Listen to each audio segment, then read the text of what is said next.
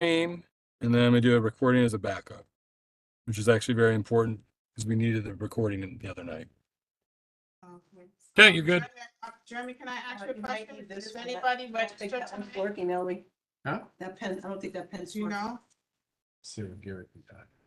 Jeremy, Okay, so far. Say again? do you know if anyone's registered this evening to speak? Did anyone register? Hold on. I forgot about Okay. that. Let me check. Okay, thank you. So there's Moses in the hospital, so. And now all of a sudden I can hear you better. Moses in the hospital. Jeremy Moses. He's in the ER, Huh? yeah. So I don't know if she's home or he's live streaming from the ER. Oh. He's in his car, so. Okay.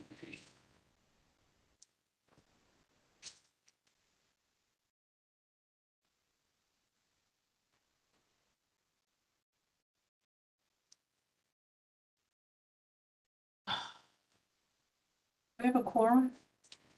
We do. That's it. Yes. Except for Miko. Yeah, I don't see anything, Naomi. The Okay, last request we had was from the first, which was for the full board meeting. okay, wonderful. That's not to say we're not missing something, but I doubt it. Okay. All right. Good evening, everyone. I'm Naomi Pemberton. I'm the chair of the Ethics and Disciplinary Committee. We're going to be this evening reviewing two cases, 110 and 112. 110 was reviewed in May of 2023. The hearing was completed and closed. And this evening, we're going to vote via e-vote. We will be voting. I have the questions ready for my committee. Right now, is Al here? Yes. It's right there. Oh, sorry. And Malcolm? I'm here. Okay, wonderful. So today we're going to hear case 112, where Al D'Angelo has a complaint against the individuals who complained about his article written in the Bronx Times. So Al, you can go first. You have 5 minutes. Before we start, I would like to remind everybody about the conduct statement. This is not a fight or brawl. This is a hearing. So we're hearing each side, and we're going to openly mindedly hear each side. And each person has 5 minutes. You can have 2 witnesses. Those witnesses have 2 minutes each to speak. Okay, so if you have witnesses, please gather them now. Okay, so each person has 5 minutes to speak. Witnesses have 2 minutes each. I will be timing you. I don't have my purple stopper, but I have this. Okay. So Al, would you like to begin? All right, just give me a second to get my papers in order here. Oh, absolutely. Okay, my complaint. Dear members of the Ethics Committee, I am formally requesting that Ethics Committee have these members of Committee Board 11 issue a public apology and Malcolm Gray, who authored the complaint, be removed from the Ethics Committee for false statements that were made against me concerning an article written in my capacity as president of the Morris Park Community Association. The complaint made by members of this board, and I name them all, I don't have to go through them again unless you want me to. No, you don't have to. It's in the Okay, statement. those should be on record for my Correct. complaint.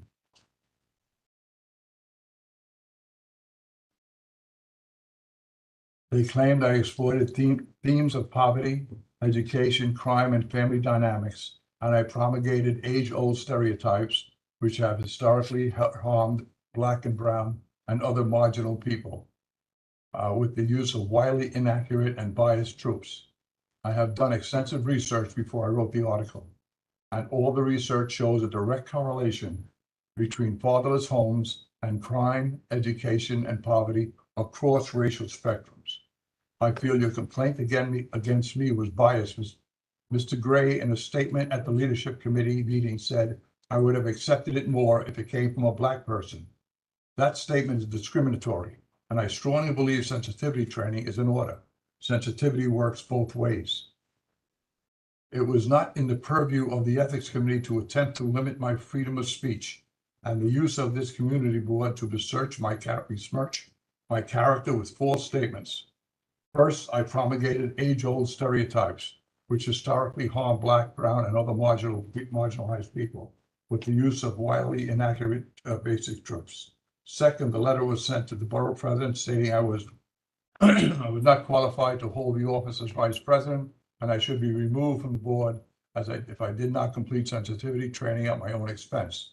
Thirdly, these members abused their power as members of the community board to bring me to an ethics Okay. committee for something that was not their Al, I'm purview. sorry, can you just pause 1 second? Jeremy's not hearing. Jeremy? I apologize. Thinks it might be the speaker. Can everyone hear? Everyone online, can you So hear? Diana says she can hear online. Okay. Okay, so I think we can, if you, can anyone not hear? How about that? Other than Jeremy. Other than Jeremy. Candy. Yeah, that's true, then I've been. They're gonna be answer. Maybe you could put in the chat if, yeah.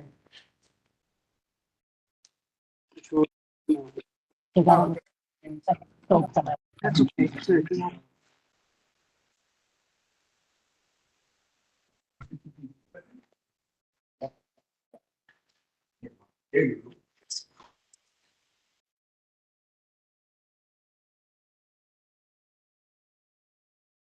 Okay, No? I think we're good.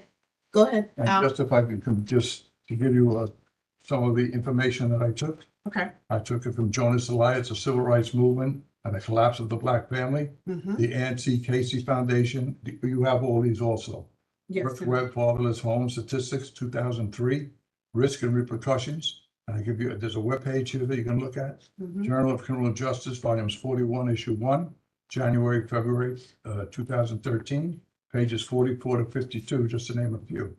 The article shows a direct correlation between fatherless homes, education, poverty, and criminal behavior. I did not single out the Black community. I mentioned the Black community, the white community, Asian community, and Hispanic community. And I gave statistics for all that I researched and found. First of all, again, I wrote that as president of the Morris Park Community Association, nothing to do with Community Board 11. And if you're going to turn around and bring me up on charges, I went back and I looked at some of the fellow members, their web pages and their on their Facebook page. And there's some things written there that I don't agree with. Am I allowed now to take them up on ethics complaints for things that they wrote on Facebook? I have freedom of speech. I can write whatever I want outside of this purview. And as I said, I did not belittle the Black community in any way. I gave you facts. The problem is a fact that we have to deal with. We want to make things better. We have to realize the problem and then deal with the problem. We can't put Band-Aids on situations. These things have to be rectified. This goes on since 1964. President Johnson signed a bill, and from that time on, the Black family has lost more and more parents. I did not say, and then Mr. Malcolm came up with a great tirade about how Black ownership has risen. I have no problem with that. Absolutely. The Black experience is wonderful. Many Black leaders have done great work. Many Black families have done an outstanding job. I'm not criticizing the Black community. I'm pointing out the fact that Black families, white families, Hispanic families, and Asian families, those that have fatherless homes, have more of a tendency for criminal behavior, lack of education, and that's fact. That can't be this. I mean, look up the fact before you bring me up on charges. But before I'm brought up on any charges, you have to take a vote to see if it's legal for what you did. To bring me up on charges before an ethics committee for something I wrote outside this purview. 7:15. Would I be able to be a witness? Sure. Okay, Yeah, I 2 just minutes. wanted to add, Response to excuse me? After the witness. You have to wait, yeah. As witnesses go, and then you can respond. Go ahead. Okay. This article was written, this is an op-ed that was written in the Bronx Times, and it's, I Will Stand Up for America. It was written by Charlene Jackson, and it's an extremely good article.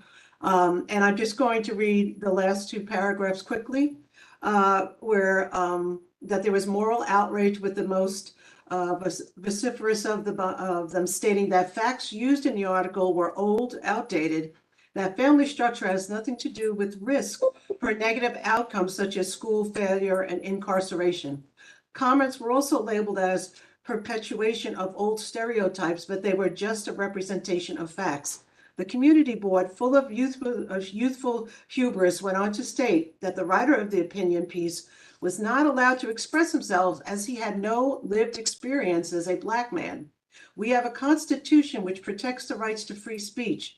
There is something deeply troubling about limiting the topics about which one may speak based on race, especially among an individual so young. I wonder if this young community leader has ever made a serious study of our Constitution. Does he know that the right of free speech was specifically created with the protection of impolite speech in mind? Does he understand that slaves were forbidden from learning to read and write in order to promote a lifetime of ignorance? I wonder if this gentleman understands the intimate relationship between speaking, critical thinking, and reasoning. We cannot create understanding or achieve solutions to our most pressing human problems without a space for open debate and dialogue. One is not free without the ability to speak freely. Meet that which you disagree with a reasoned argument grounded in fact, not censorship. You have any other witnesses out? I'm sorry. Do you have anyone else that you No. want to speak to you? Okay. Okay, Malcolm, are you ready? Thank You you. can respond. Well, it starts off lightly. I'd like to respond by first saying I am not and have not been a member of the ethics committee. You probably should have known that. You're my vice chair. To start, freedom of speech is an inviolable right, safeguarding the expressions of diverse viewpoints. Without the bedrock of free speech, our nation would not have achieved milestones in independence, women's suffrage, and in the civil rights movement. While I affirm the imperative to protect this freedom, it is also essential to recognize that critique and accountability are intrinsic to our components of such a liberty. The ability to question someone's leadership or power is a protected democratic right and also covered under our First Amendment right of freedom of speech. Instead of Mr. D'Angelo taking the time to understand the nuanced history and perspective of African Americans, he has instead taken this time to also push a counter complaint to call myself and others racist and discriminatory. No, sir. While I did take my time to No say response, that I no do not response. seek to impugn the integrity of your heart You have Miss- time later. You'll have time later. to and give respond. him the benefit of the doubt to address any misinformation he distributed towards the Black community, he has once again and for a third time decided to double down. Mr. D'Angelo bravely confronted the proverbial elephant in the room, right? Shedding light on outdated perspectives and unfairly labeling Black families as fatherless. My dad did not take that right. I'll tell you that right now. However, in this pursuit, he inadvertently misrepresented data, perpetuating harmful stereotypes that portray Black Americans as inherently violent. Furthermore, he ventured into the contentious model minority argument, drawing problematic comparisons with Asian Americans to further marginalize the Black American experience. It is imperative that we engage in nuanced conversations grounded in accurate information to foster a more inclusive and understanding society. I presented data, Mr. D'Angelo, from the Kauffman Foundations, which shows since 2018, Black Americans make up 13% of the U.S. population, but account for 30% of new entrepreneurs. National Association of Realtors, the rate of Black home ownership in Black communities has grown faster overall than any other demographic. And this has been a trend that's been occurring since 2016 and has lasted throughout the pandemic. And recently, the CDC presented that Black fathers are more present in their children's lives than any young demographic. If Mr. D'Angelo's intent was to show a link between fatherless homes and crime, it confuses me how Black families became the center point of his editorial.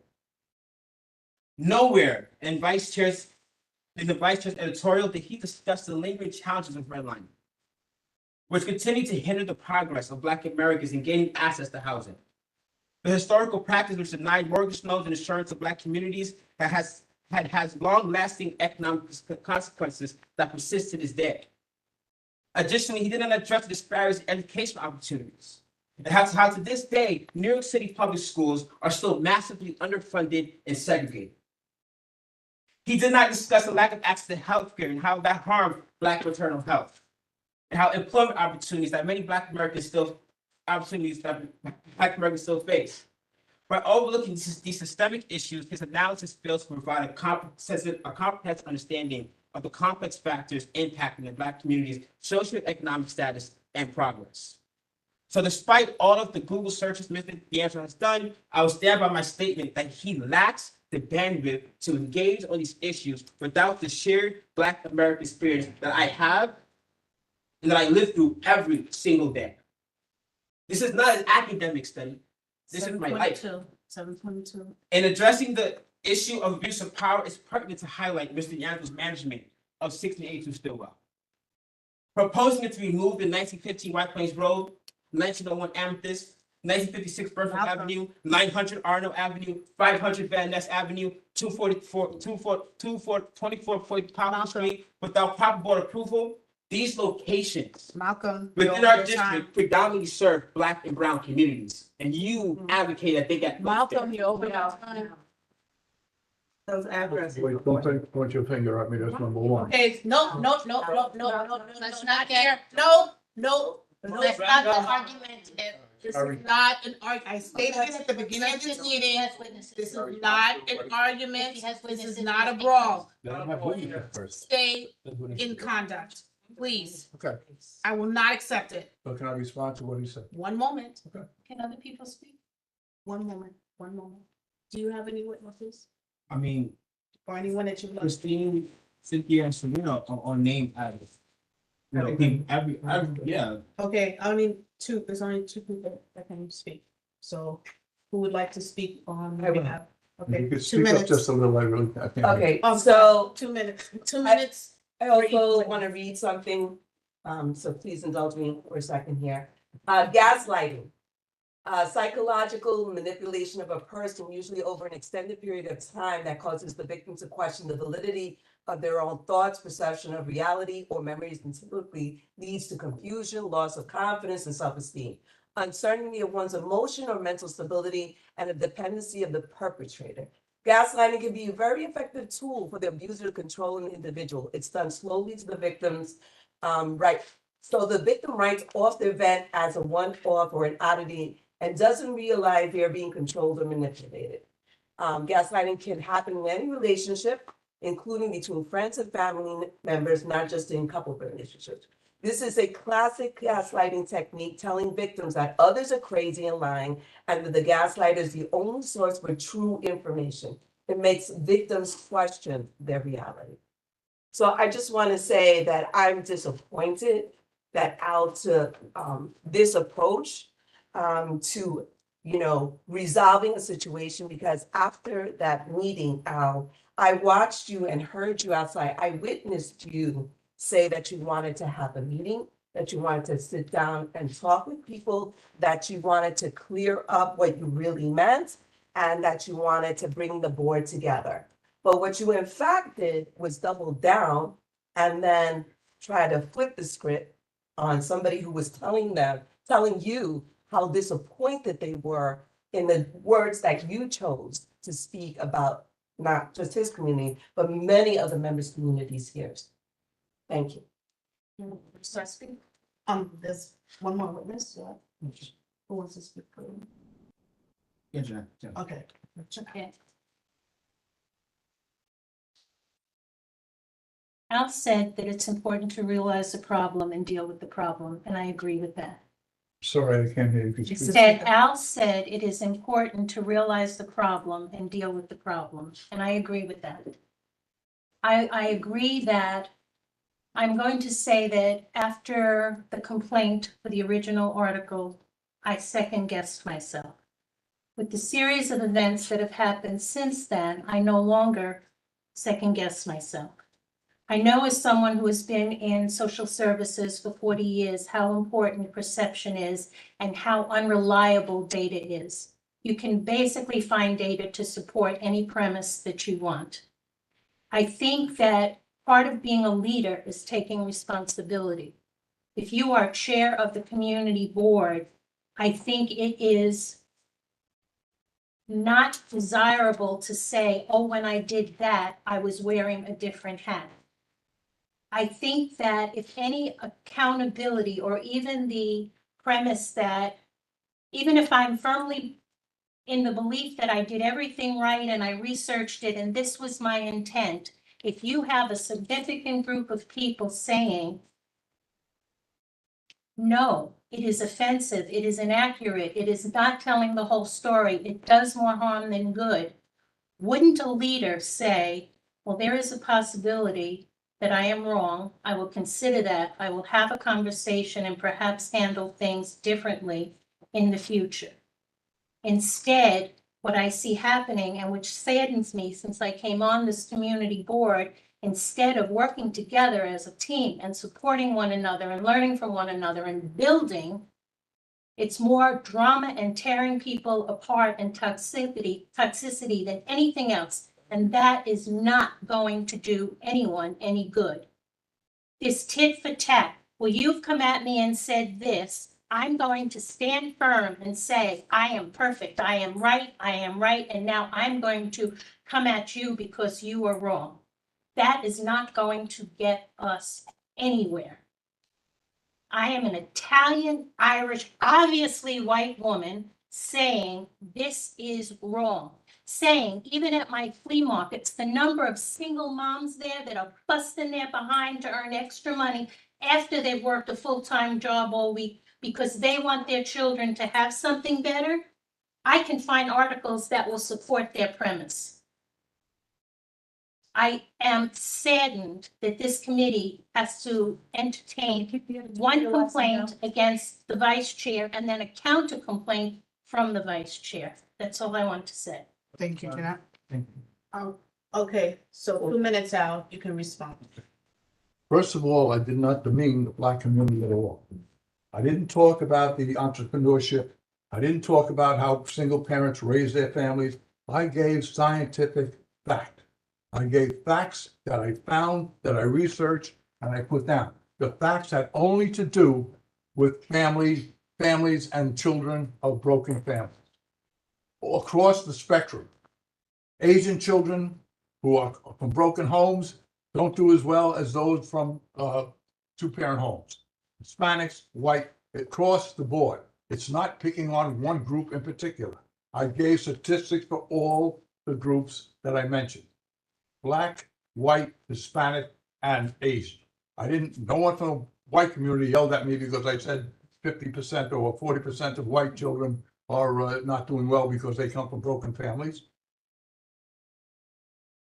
I'm not talking about entrepreneurship in the Black community. I'm not talking about how many children are graduating from college. I'm not talking about that. That's fine. And that's all true. I'm not disagreeing with that. I'm giving you facts that I looked up, that I researched. These are the facts across the board.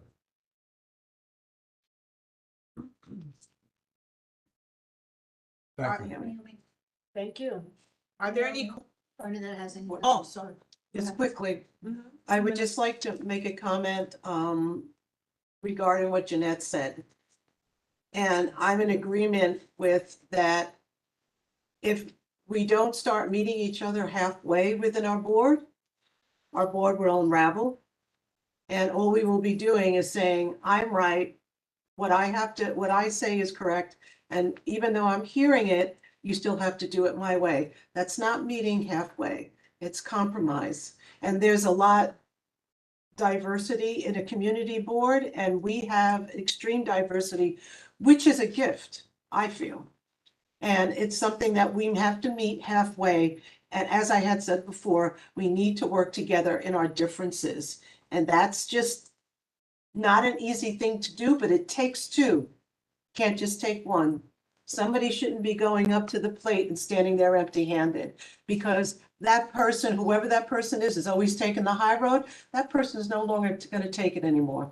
So moving forward, I agree with what Jeanette says, and sometimes everybody has a different way of discussing how they would solve a problem. And you have much more years, Jeanette, of finding solutions that are, you know, have better outcomes. So that's why I'm glad you're on the board. So that's all I have to say. Yeah, about me. Just joking. Are there any questions from the committee for each, for the complainant or respondent? I'm just curious whether Malcolm had taken the time to refute the stats that Al put in his article. I did. And I put stats on my own article, my own statement, both today and last time, to show that the Black community is progressive, right? There are issues that still persist, which are systemic, right? But to say that Black homes are more inclined to violence, to say that we're more prone to fatherlessness, to compare us to any other demographic without the history which persists and which harms our community is false. And I did. What would you say is the premise of his article? Read the premise of this article. What was his intent? What was his message that he was trying to deliver? Well, that's something that he will have to explain himself. What did you think it was? But from what I can tell you what I thought. I got into work that day, right? I worked for a business district. I managed that, right? As I always do, I opened the newspaper and I read this article. I skimmed it about 3 or 5 times, to be honest. And I saw the word Black in there about 10, 15 times, right? He started off calling this address to the proverbial elephant in the room, where he stated that Black Americans needs, you know, we're more inclined to violence, despite he did. I can quote it right off. Based on what did he say that Blacks He did his don't? worst. There was no such thing. Wasn't his reference that fatherless children? Fatherless children. He stated today, right, that fatherless homes are more inclined to commit crime. But that was not what he premised in that article. In the editorial, he said that Black fatherless homes are more Black homes are more inclined to crime. That's what he said. I could pull up the article right here. Here's the article. Wait. Yes, please read it. I would love for you to read Want to read? it.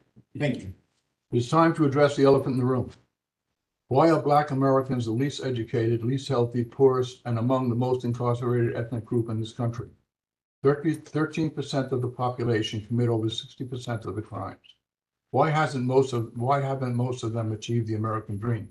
One theory is because we are a racist country. If that were true, how were the slaves freed, and how did we get a Black president given the right to vote that we did elect a Black president? To say there is no prejudice in America would be naive at best. But prejudice cannot be legislated away. It must be educated away. You feel what you don't understand. Anyone who is different, color, ethnicity, sexual preference, religious affiliation, has been vilified at one time or another. It is not an excuse for failure. It should only intensify our resolve. Let's examine some of the programs that have added to the plight of the Black Americans. A well-meaning President Lyndon Johnson, using Senator Moynihan's study, in which he stated that there was a crisis in the Black community because 25% of Black children were born out of wedlock and had no father figure in their lives. Johnson acted quickly and expanded government funding for broken families to help save them from expanding government by expanding government funding to single mothers who did not marry the fathers of their children. Today, almost 70% of Black families are without father figures, one of the highest reasons for the skyrocketing crime rate in the Black community. Children from single-family homes are twice as likely to drop out of school. Another prime reason for criminal behavior. 10% of children without high school diplomas will end up in jail. In my opinion, did not mention color there. In my opinion, affirmative action, as well-meaning as it might have been, has been a detriment to the Black community. My opinion. It tells them that they cannot measure up to the other ethnic groups, and needed a helping hand. Both Clarence Thomas and Malcolm X were opposed to this. I feel that it is demeaning and counterproductive. High-achieving Black Americans will never know the position they received was because of their ability or because of their color. Why are Asians the most educated, the highest paid, and the least incarcerated ethnic group in the country? They are not basketball coaches, football coaches, or baseball coaches. And are they being discriminated against? They have a strong family ties and strong educational pursuits. Asian students make up a disproportionate number of students in specialized schools because their work ethic has gained them those seats. Why are people calling for an end to specialized schools? Instead of learning for their achievements, we demonize them.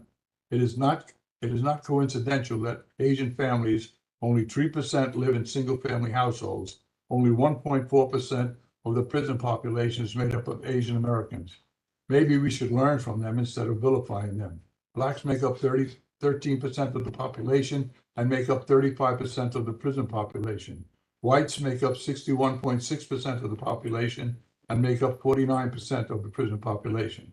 Hispanics make up 19% of the population and make up 14% of the prison population. Bail reform did not help the Black community. Since its inception, crime in the Black community has risen and the death of young Black men has risen. There are very valid parts of the bail reform program. Allowing poor Americans to be freed without bail for certain offenses is not a bad thing, but allowing recidivists, some more than 100 previous arrests, to roam free puts a risk on our society. Major crime rose 22% in just 1 year in New York City. We lead the nation in population loss. New York City. We lost 400,000 people over the past 2 years. We need a permanent fix for the problem that continues to plague the Black communities, not by using racism to explain away the problems and more social programs which make people dependent on government handouts, but programs that will strengthen the family structure and the educational system and health system in our inner city neighborhoods, bringing industry, high-paying jobs to those areas so people can realize the American dream and not just live a day-to-day existence with no vision for the future. Right, so, you know. Where did I call anyone? Me, a 20-year-old young Black man, right, coming into my office, opening that letter, and I see you probably mentioned Black probably about 20 times in that article. You know, you pretty much misrepresented. You didn't discuss anything about the war on drugs, which. No, that wasn't a topic. No, but.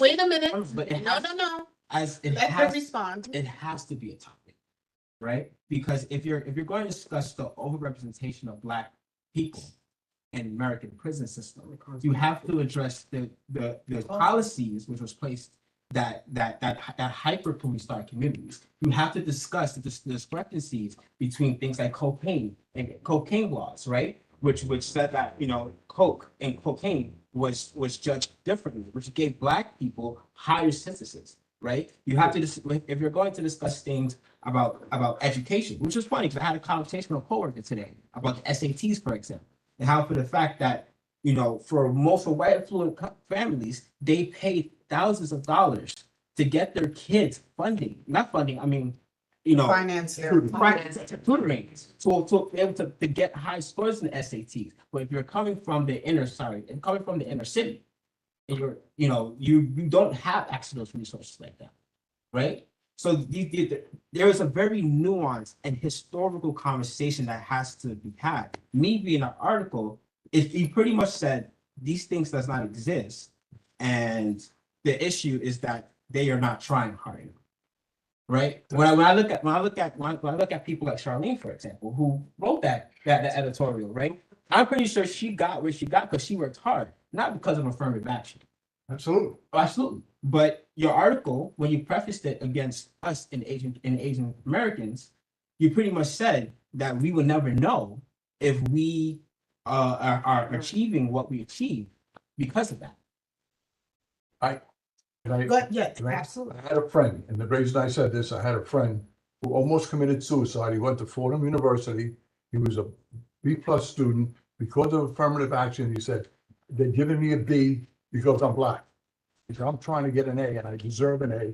They're giving me a B. And this guy worked his tail off. But because he was Black, they assume just give him a B and he should be happy. This guy worked his tail off to get an A, and he had to go to the dean to show them his grades and show them his papers to get the A. But that's, Affirmative action. If I get a job because of affirmative action, I know guys on the police force that became sergeants that scored wrote a 78 on a test. Guys that were passed over that wrote a 92. So, I mean, it's not making. if I'm a black man and a teacher is not giving me the grade I deserve, it's not because of affirmative action. It's because usually that teacher has a bias. No. Let me finish. Yeah. Because I've experienced that. It's usually because that teacher had a bias towards me, Absolutely, right? And I experienced it, absolutely. right? It's not because of affirmative action. Yeah, but- Affirmative action, if But the affirmative action gave that professor the ability to just say, let me give him a. no, that's not what affirmative action is, and that's not how affirmative action will work. But I don't feel like I should be arguing that. to be honest with you. Okay. Okay. Can I do something? Yeah, I just want to clarify something from the article that you just read, because I think knowledge is power. I just want to state for the record that you stated, this country, how could this country be racist and free slaves? Understand that there was an economic construct to people or blacks being freed. Abraham Lincoln freed the slaves to unionize the colonies. This was not done because he felt everybody should be free.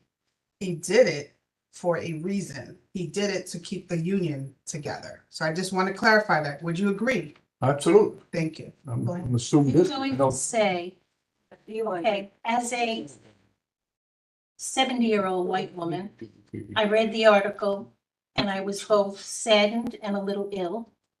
I am going to say that unfortunately, our country consistently has been racist. I am going to say that our country consistently has torn down the Black family.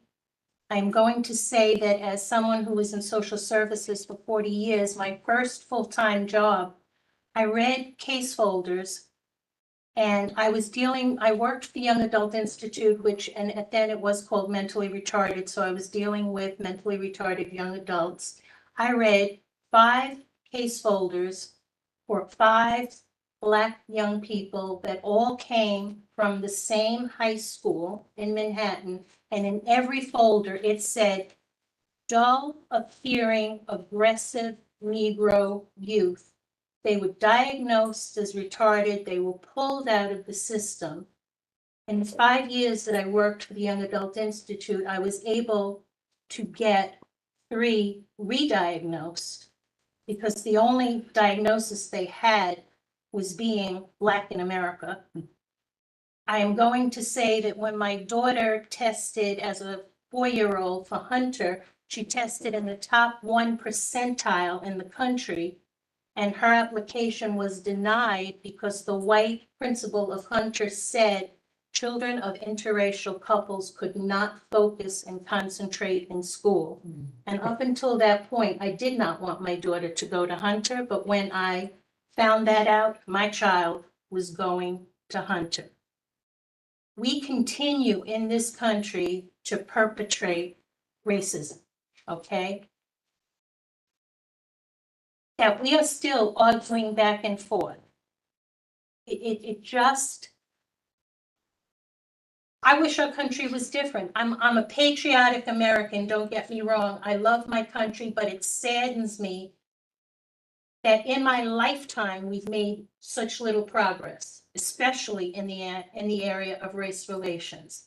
That a young, I'm so politically incorrect, so forgive me, young Black man has to defend his position. To be appalled by that article is sad. That a educated peer, because I believe Al is in my age group, and I don't want to be ageist, because that's wrong. If you can put down your defenses for a second and just listen, I think progress can be made here. I'm not saying your stats are wrong. We don't disagree. I agree that they're right. But there are other stats. But to do an article the way you did that article, Alec, you wanted to do good and it did harm. And I wish you could accept It that. was a part of, look, if you read through the articles that I've written, and I've written hundreds of them, you will see, Christine went on Facebook to try to find something to stick me to say he's a racist.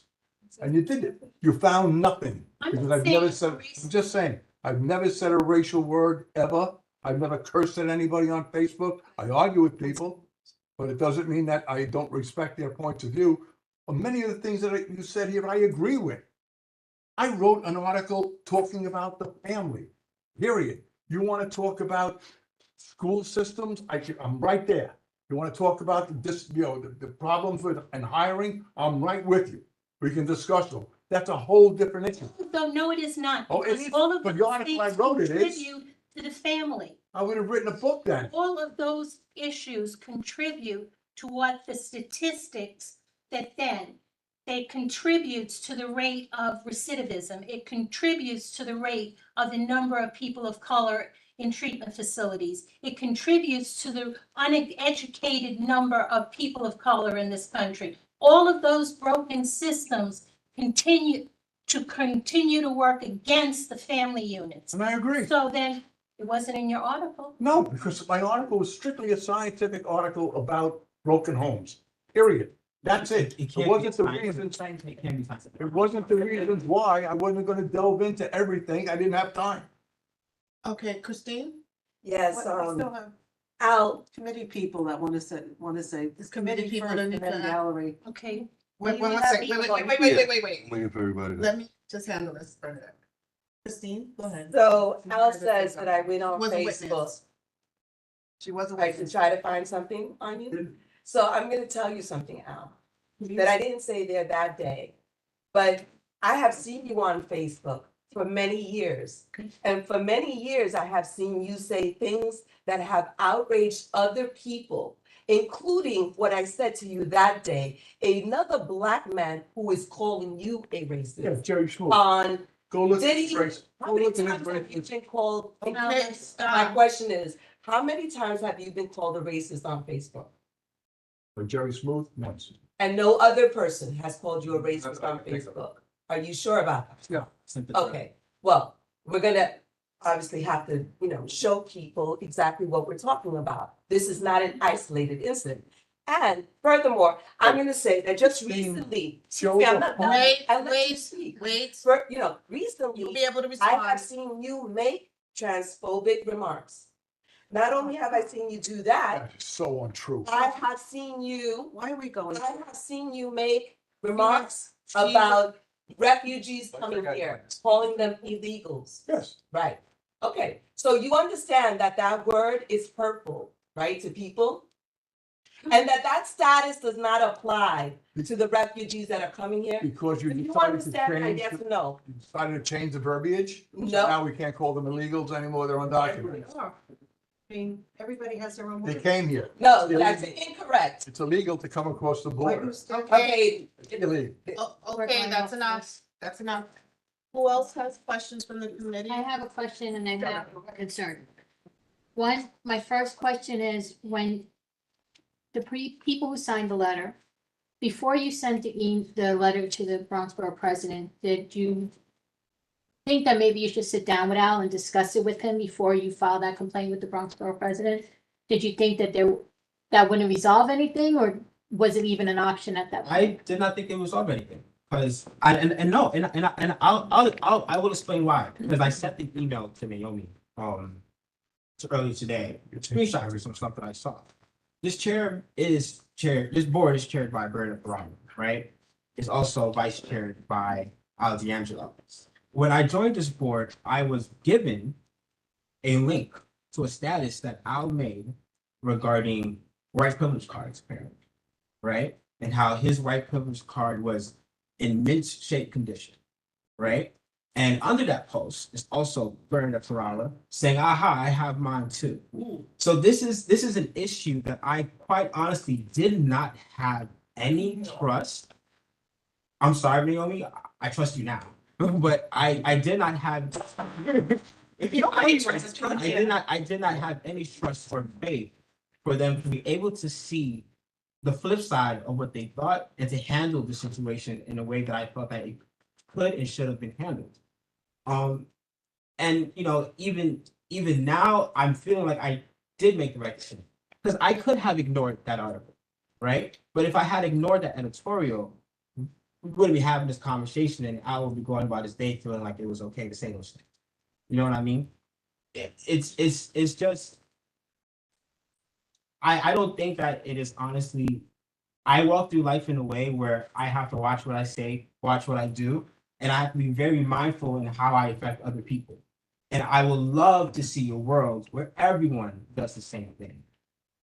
So I didn't think that there would be much progress under this administration to move it anywhere. Okay, thank you for that honest answer. I do have a concern which I want to bring up. I brought it up with regards to complaint 110, and I'm gonna bring it up again because it is a genuine concern of mine. We have people that are being complained against that are on the ethics committee, the same as with complaint 110, which we're making the complaint, who are on the ethics committee. I feel, working in the legal office where I've worked for over 20 years, something like this, I feel is a conflict of interest. I know you said you went to the community, to the Bronxborough President's office. I don't see how they don't see that's a conflict of interest, because What does the Bronxborough President say? It says it's not a conflict of interest. We are community board members and it's just like anything, I think it's just like anything that goes on in the community.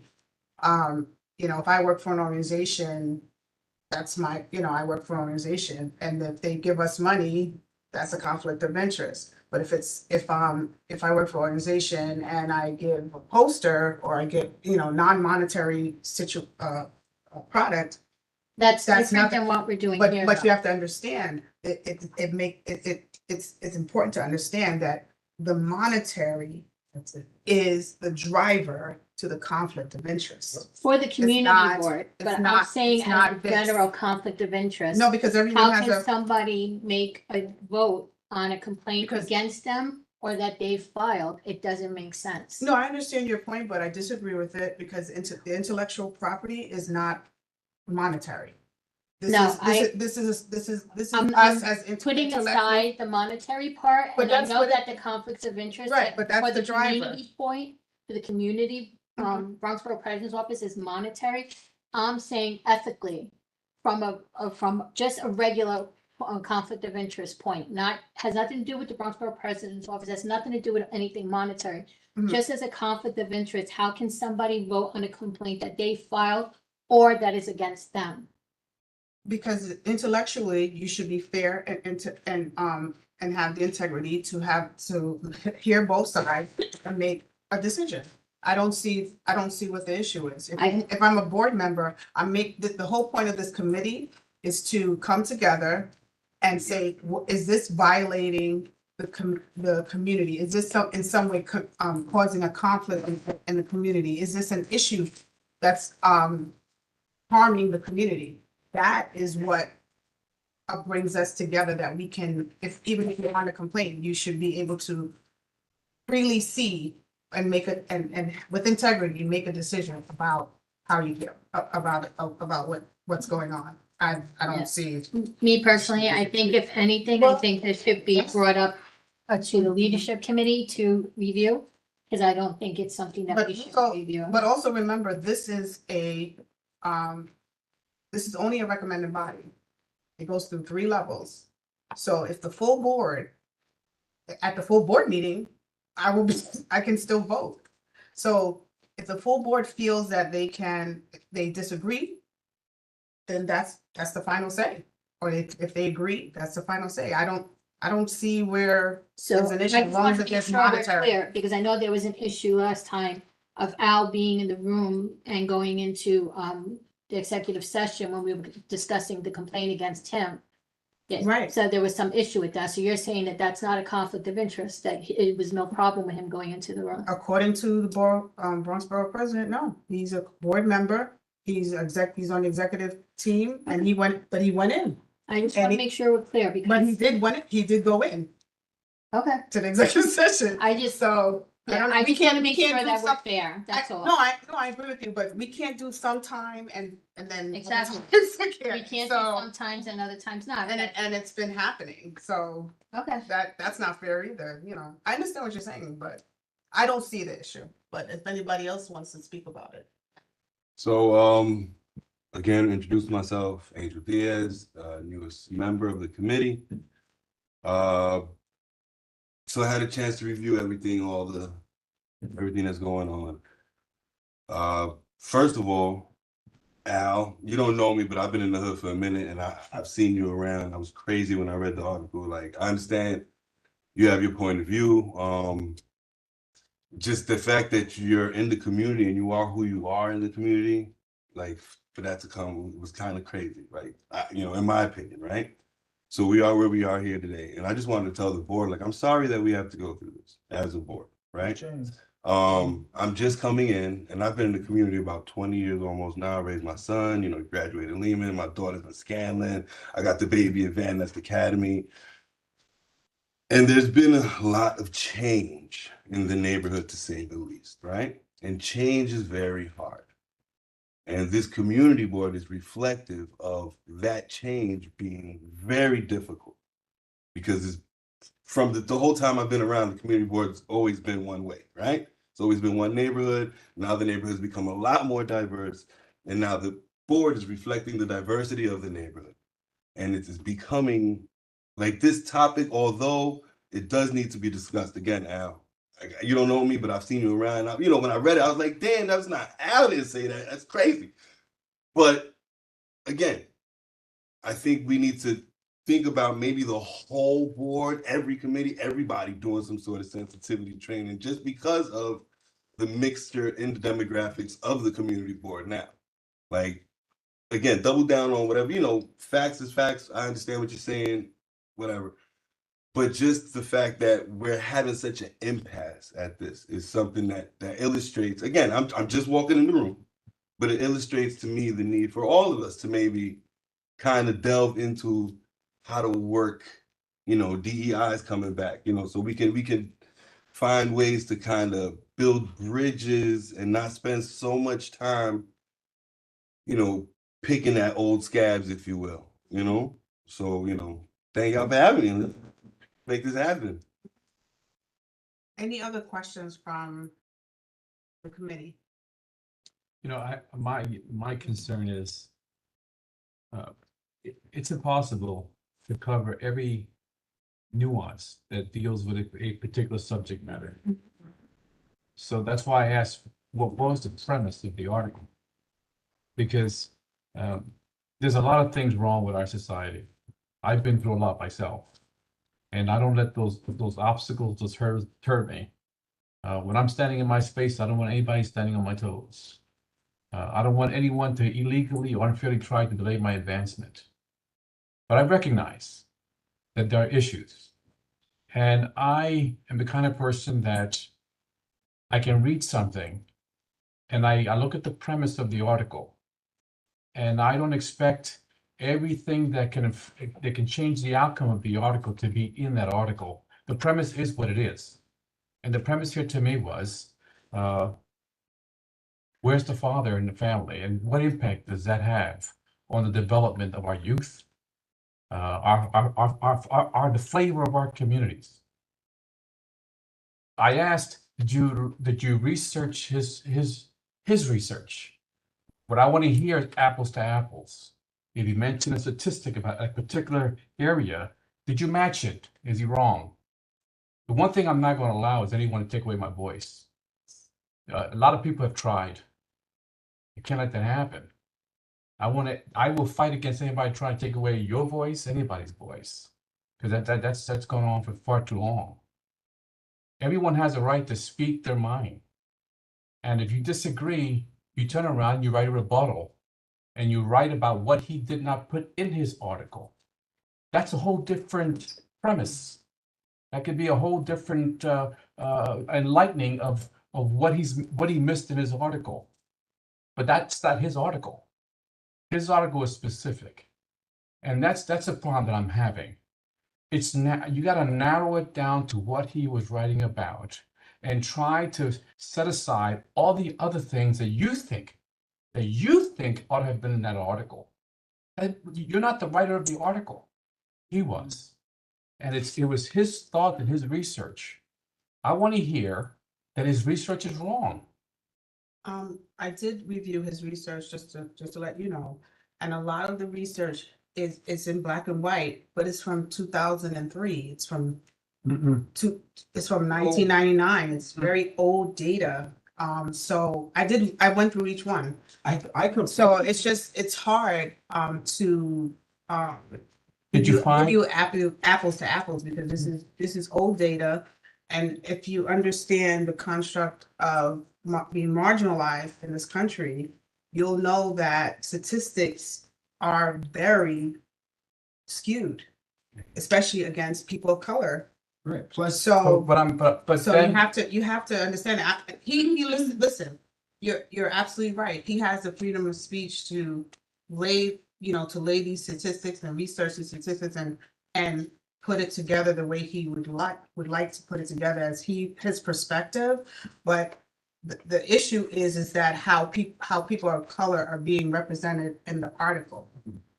So we have to remember that this is what the problem is, that we are in this community and we are being represented in this way. And I understand that that's his thoughts, but at the same time, we have to also remember that when you give this type of data and when you provide this type of information, sometimes you have to go a little deeper.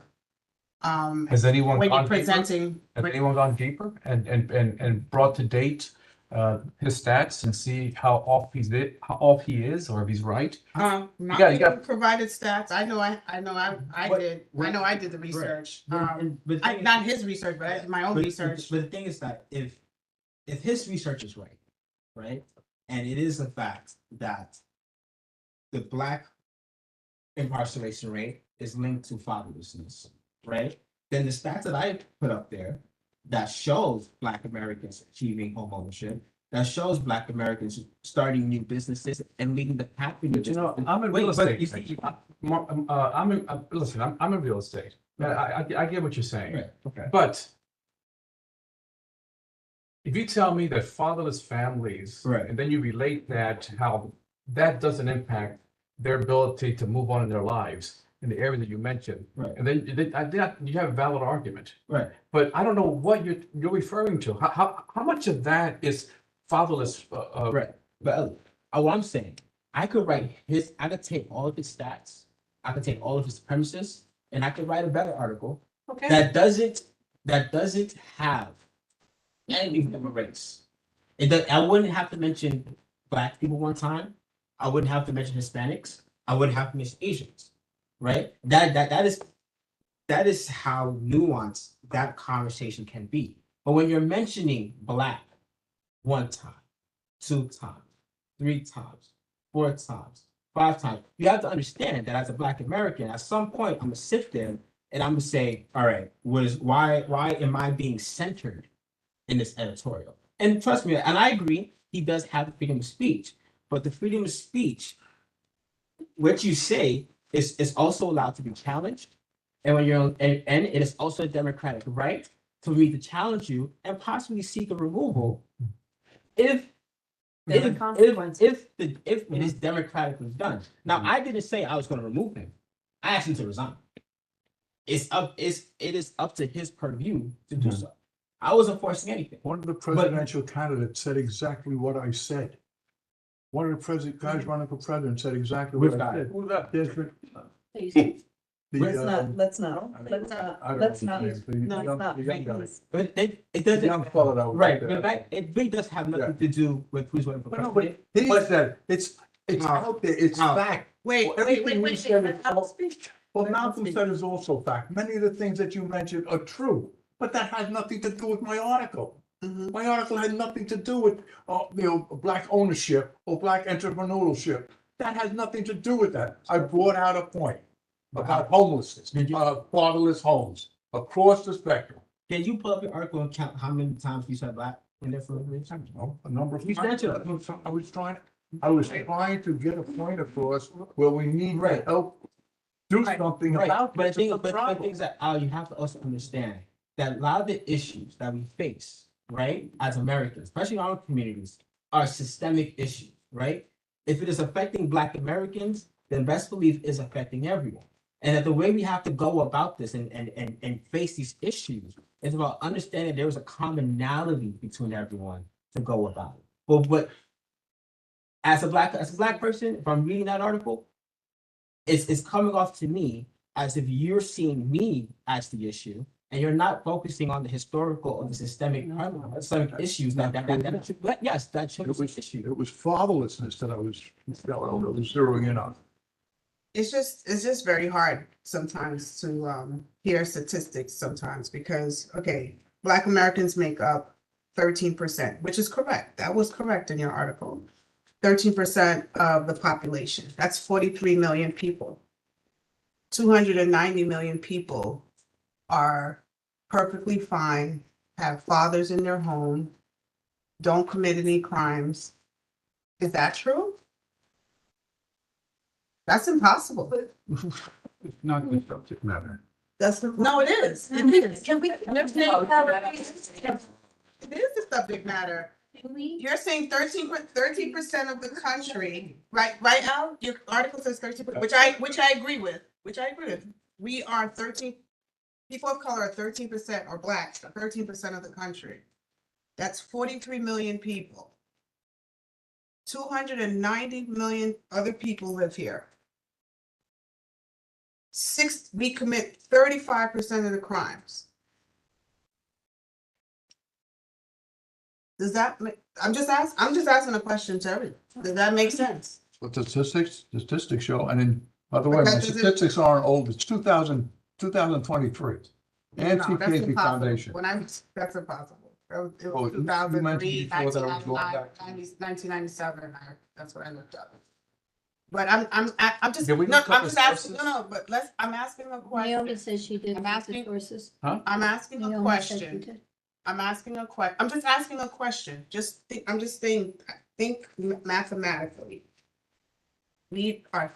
Blacks are 13% of the population, 43, which represents 43 million people. That leaves 290 million people. And we, as Blacks, do 35% of the crime. Is that correct, Al, from your article? I'm sorry, I didn't hear me. No, you can't hear you. Oh, sorry. So, do you agree with the statistics that 13% of the country is Blacks? Correct. And That's what. 35%, we do, and Blacks do 35% of the crime, Yes. okay? And what I'm saying is that overall, there's 334 million people. And Blacks represent 43 million of the 300 million. There are 290 million people left. So are we saying we Blacks do 35% of the crime and the 290 million people do nothing? No, that's not wrong. Okay, I'm just asking a question. I'm just saying, so how do we represent 35%? Whites make Of up the 49% of the prison population. So 49% of the prison population are white.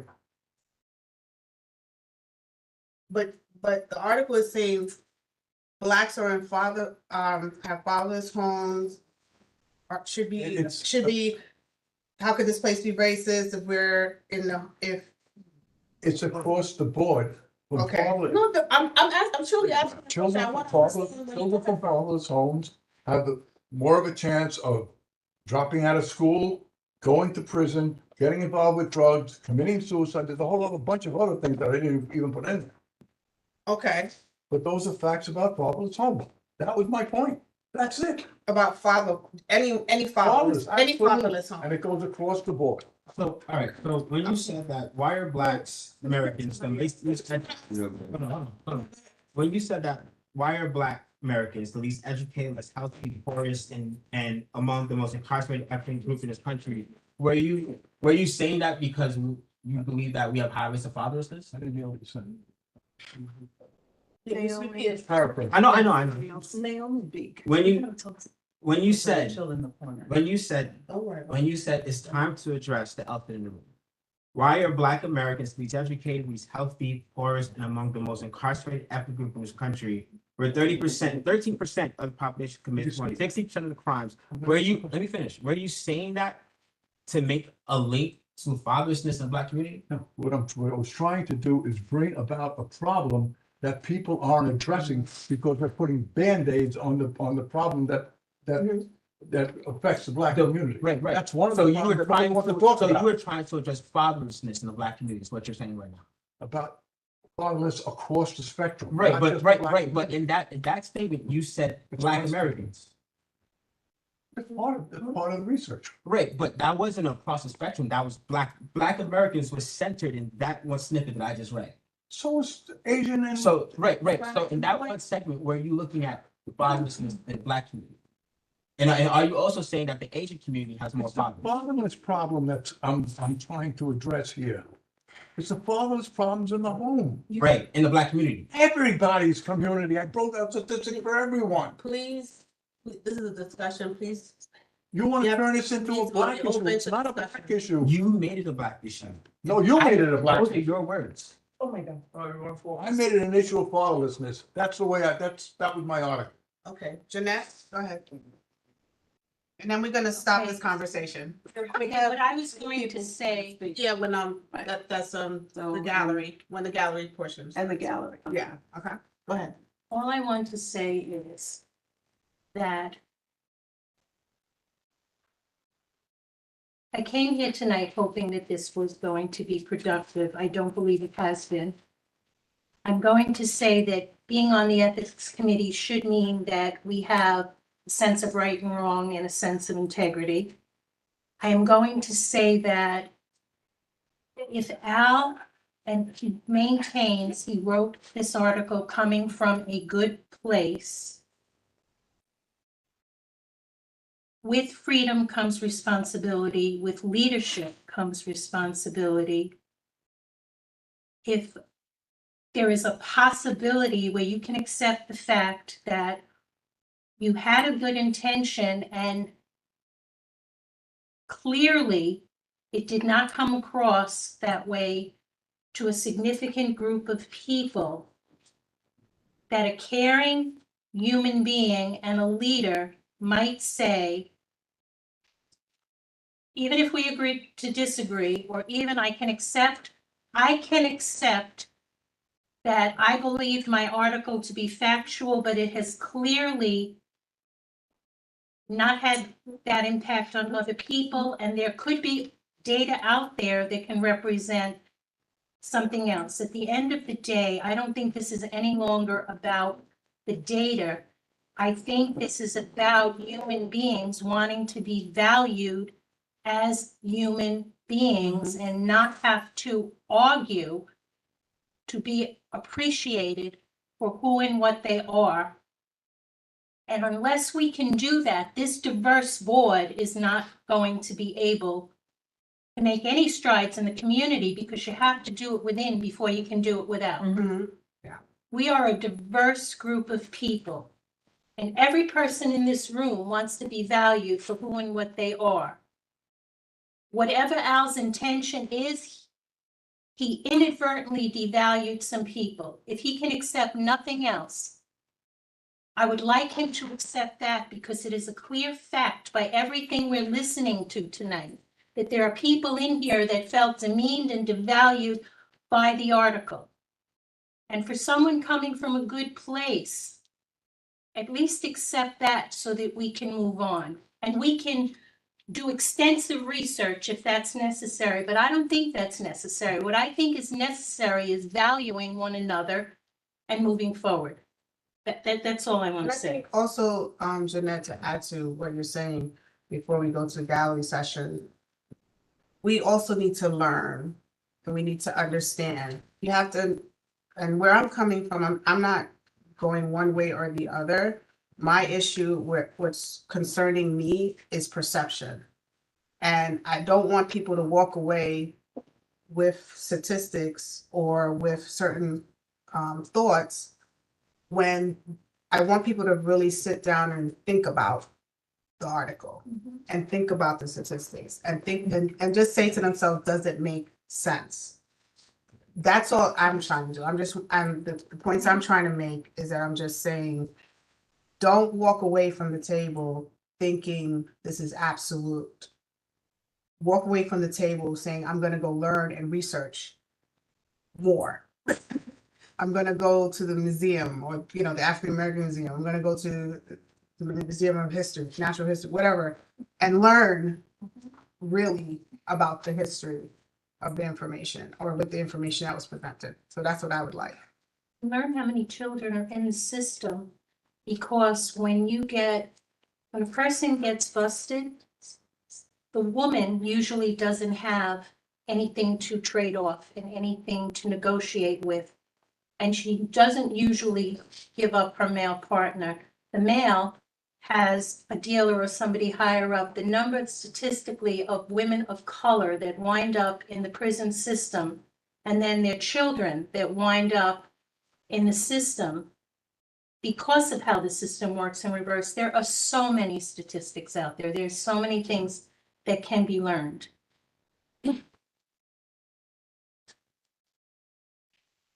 Okay. So this is gonna end the hearing. You have something to say? I'm I so just sorry. had a quick thing, I didn't want to yell. I'm sorry. Go ahead, Bernadette. Okay, I just want to say one thing just about racism quickly. It's across the board. And just so you know, people know that I'm a single mom, okay? I dealt with the system. I also dealt with a lot of discrimination. I wasn't able to get food stamps. I wasn't able to deal with things. So and a lot of it, I had to bring my mother with me to support me. So there are a lot of things that I was eligible for, but I just couldn't take it. So I'm just saying it goes across the board. And the one other thing that I just want to point out, and I want to ask Ellie here, is those, and forgive me if this has already been discussed. Okay, just tell me it's been discussed already. But those that signed on to this, to Malcolm's letter that went to the borough president's office, they should recuse themselves from voting. Okay. Well, that is not what I was told from the borough president's office, from the conflict of interest department, and all the other places that I have contacted. So I do not have to recuse myself, and I'm not going to. Is that in writing? Because we never got Yes, anything I in have. writing. We just got that it was brought Yes, I back have. to the community board. And to be quite honest, if you're part of And the you complaint. can't tell me now that I can't vote. Yeah, but this was brought up at one of the leadership meetings also, and No, I then, understand that, yeah. and my issue is But I did how my could- I did my due You diligence. accuse me and you can vote against me? you could vote, there are 3 people, Jeanette, Naomi, and Miguel. I'm You not, I'm sorry, Bernadette, but I'm not doing this. I'm not, because Well- if I could say if I She's If I trying to say did she not did her research- homework already. I did everything possible to make sure that I know what we're supposed to be doing. If it is incorrect, bring it to the board, let them vote on it and change it. That's how I feel, and that's it. That's not a vote to be changed. That's something that legal wise. Well, you should add it in. Legal wise, You should add, if you're part of the You should- complaint, you can't vote on, No, you that's- shouldn't be able to that's- vote on. that's your opinion, because I did my due diligence. That's, I did what I was supposed to do, and I got the information. That's how you guys feel, but I did my due diligence, and I got, Her name. and I did everything possible. That's why I'm not moving on it. And if you guys want to move, Ellie, if you what want do to you feel change it or add it into the, if you want to add it into the bylaws, bring it to the bylaws meeting. That's what I think. so this is, When some- you I file- will offer a conflict of interest. I will file it. Okay, beautiful.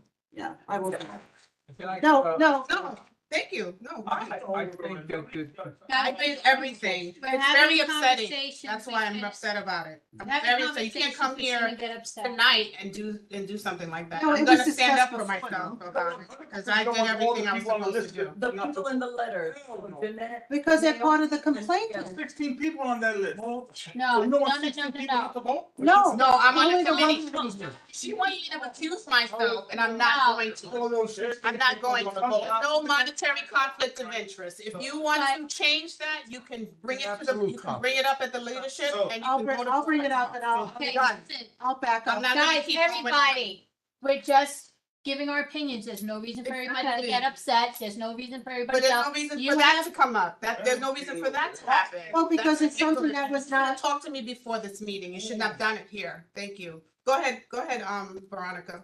No, I'm I'm just gonna saying, stand up for myself. We I'm need not to, doing we this. need to just be, you know, I'm not we gonna need to sitting be able here to told discuss what things to do. without yelling and everything. And I brought it up because I brought it up at the No, At the you one did. on, at the 110, was it? Yes, at the 110 complaint, and I'm bringing it up now. I just feel like I need to voice my concern. I'm glad. Because of my experience, it just, to me, I can't, I'm glad you I did. can't, how do you say, explain that to myself in my head. It just doesn't sound Doesn't right. make sense to you. Yes, thank you. So that's why I brought it up. Bernadette voiced her opinion on it.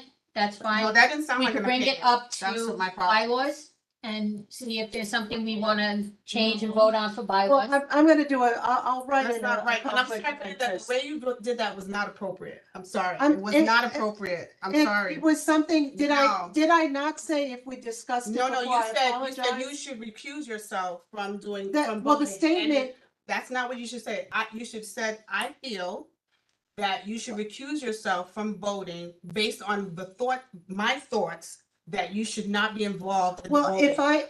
I, And in that case, then I would say to you, I did my due diligence and I have contacted all parties and there was no conflict of interest.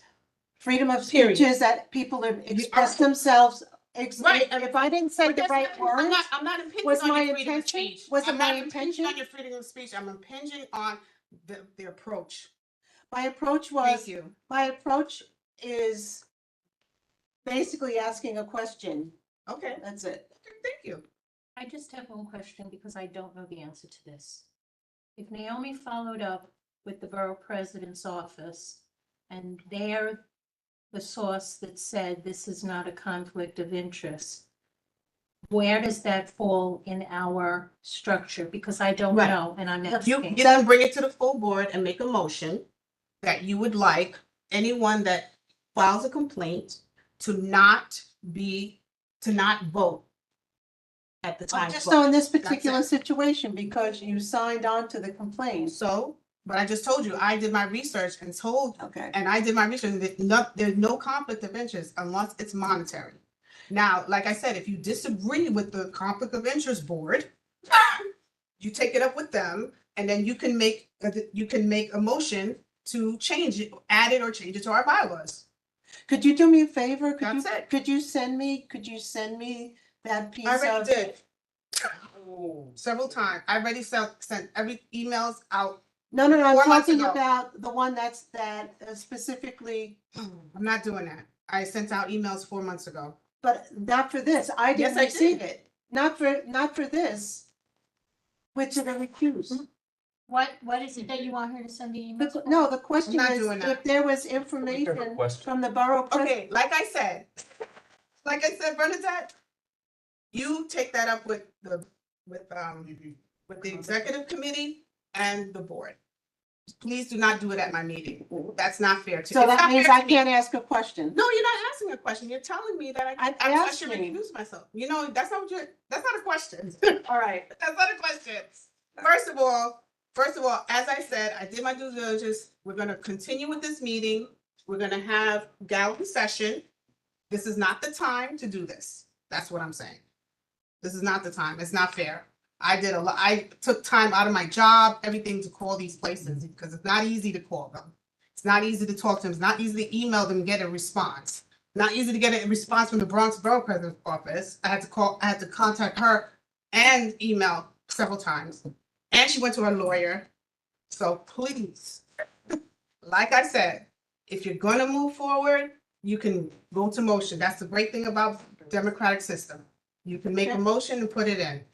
I'm just gonna, the final thing that I'm going to say is I remember the whole series of emails when Naomi was doing her due diligence, and I do think that if that was going to be a consideration for tonight's meeting, since the very premise of tonight's meeting, part of which was voting, that somehow this should have been addressed prior to the meeting, because it just doesn't make sense Okay. to me to do it at this point. It just does not make Yes. sense. We have a request for Charlene Jackson. She wants to speak in the gallery. Okay. Just one moment, Charlene, okay? Is anyone else, online want to speak tonight? Okay.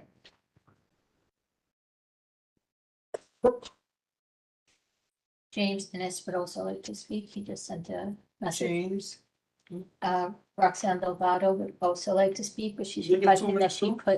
be 2 put minutes. last on the list. She wants to be last? Yeah. So we have 4 people, Charlene, Diane, James, and Roxanne. Is there anybody else who wants to speak that's online? Either raise your hand or please put it in the chat. Okay, Charlene? Okay, so before we start. Everyone understand you have 2 minutes to speak. Thank you. I appreciate that, because I was trying to bond. You have 2 minutes to speak. Please remember the code of conduct.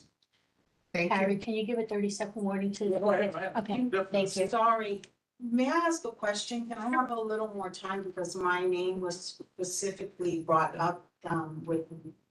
What do you need a little more time for? Because I have to address something that was specifically brought up by a member of the Okay, committee. so that member you can address on your own time.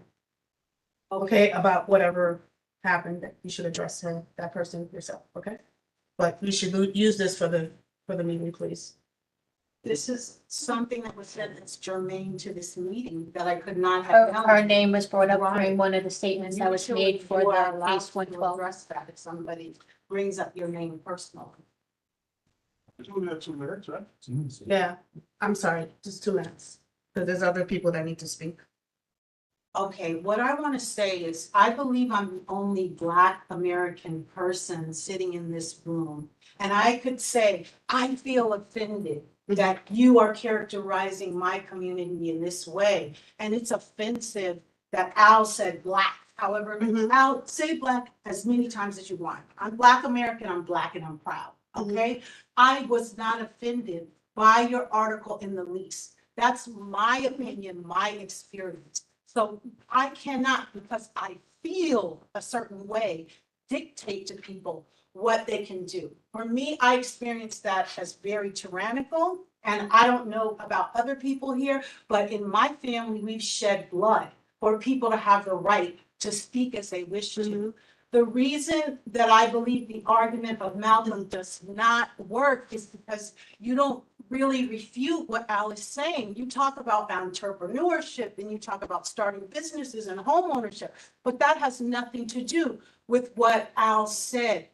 There are facts, and I have worked my entire life with Black children and families. I'm licensed and credentialed, an expert, not in just United States, in the world. If you don't understand how fatherlessness puts all children at risk, the reason Al, I think, brought that up is because so many Black families 30 seconds. experience fatherlessness. And I want to say also, no, I never had to worry about feeling second class because of affirmative action. I made sure I was raised, old school Black American people, that we have to be twice as good. So when I went and applied to my PhD, I had the grades, I had the GRE scores, everything above and beyond what was required. So I never had to question myself. Thank you, Ms. And Jackson. I'm Thank you, bilingual. Ms. Jackson. Thank you. Thank you. Thank you too. Thank you, I appreciate that comment. Okay, Thank you. Diana Finch?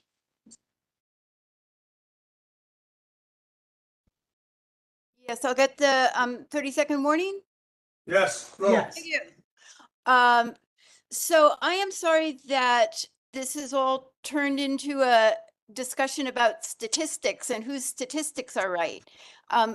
when Al said in his article, why are Black Americans the least educated, least healthy, poorest, and among the most incarcerated ethnic group in this country, where 13% of the population commits more than 60% of the crimes?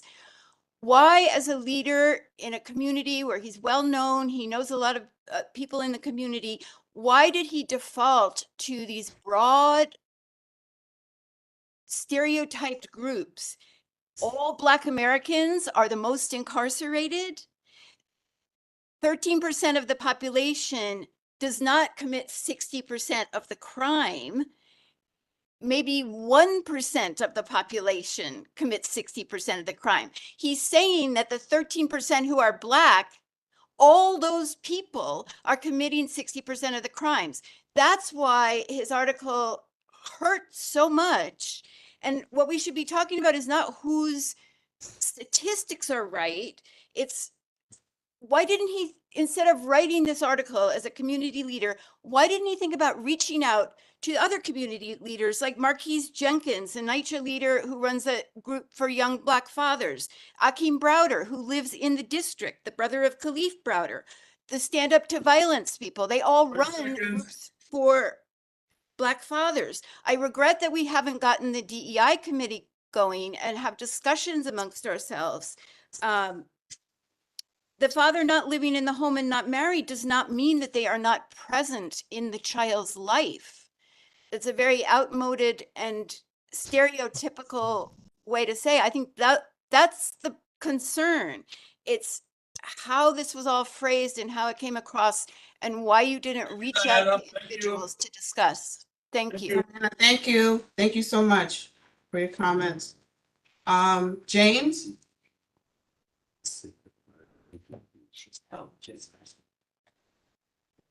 James? I'm unmuting. Can you hear me? Yes. All right, here I go. All right, here I go. I'll be quick.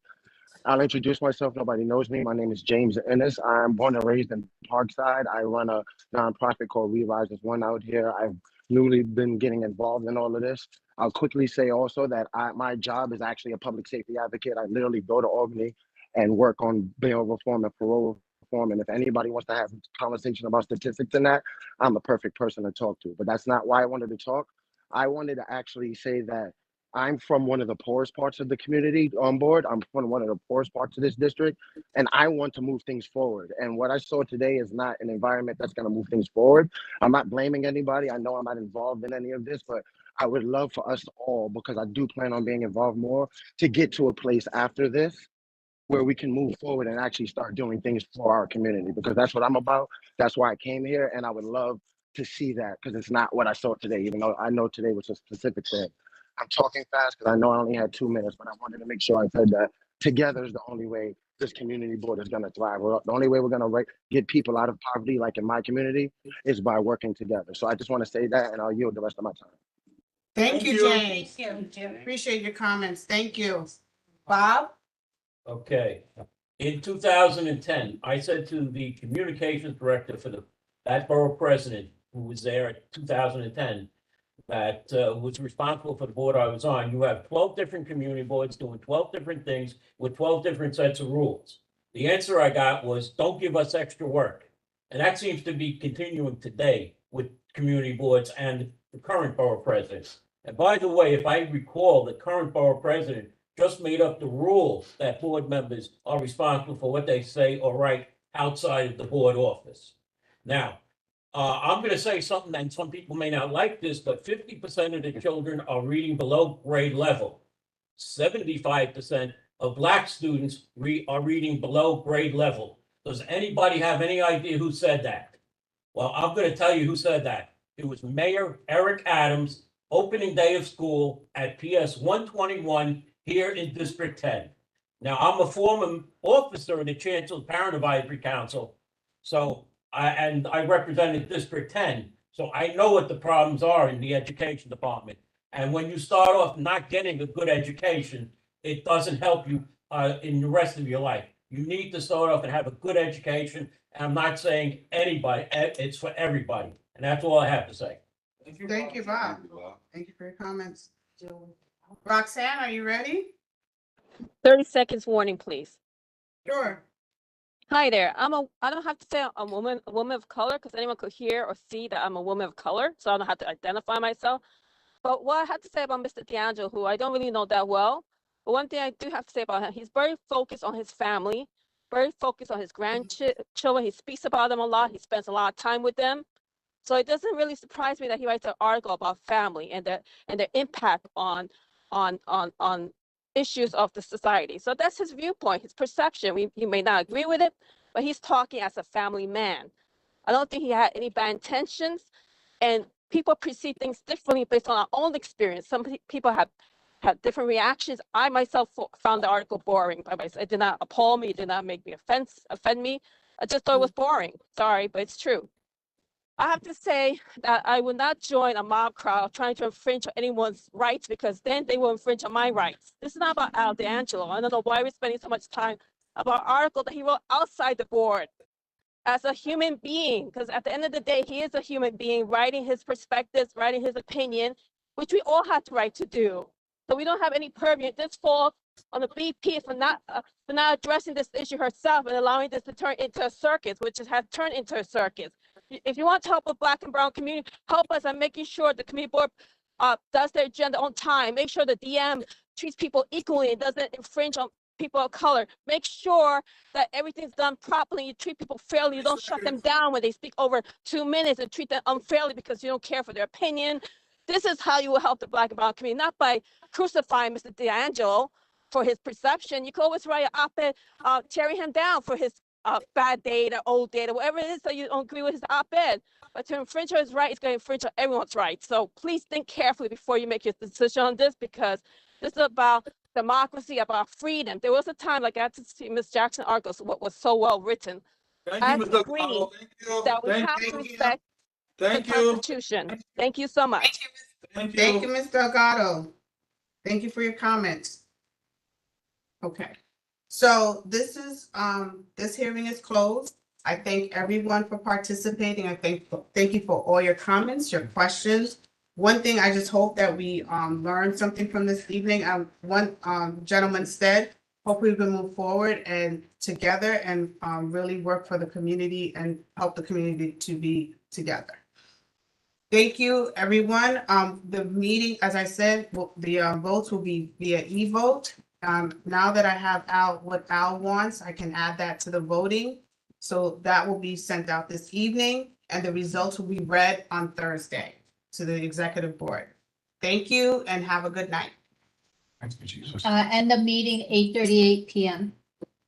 What happened to complaint 109? I've been waiting for that. Okay, so complaint 109. Thank you, Mr. Gatto. I forgot You're to welcome. state that. I do apologize. Thank you. Thank you. 109, Miguel had a family emergency, which he is a part of that case, and we have moved it to October 2023. Whatever date that falls for the ethics committee. That happened in the board, and that was very offensive, and it seems to be overlooked for some reason. No, it's not being, that's what I wanted. Okay, so let me explain something, Mr. Gatto. I'm being very firm about this committee. This committee has brought all cases up to date to October. I'm very proud of this committee. We are up to date and we're not delaying any cases. There was a family emergency and we will be doing the case hopefully next month. Thank you. Thank you. Official end of meeting is now 8:39. Good night, everyone. Thank you for joining us. One question. According to the. Did my due diligence.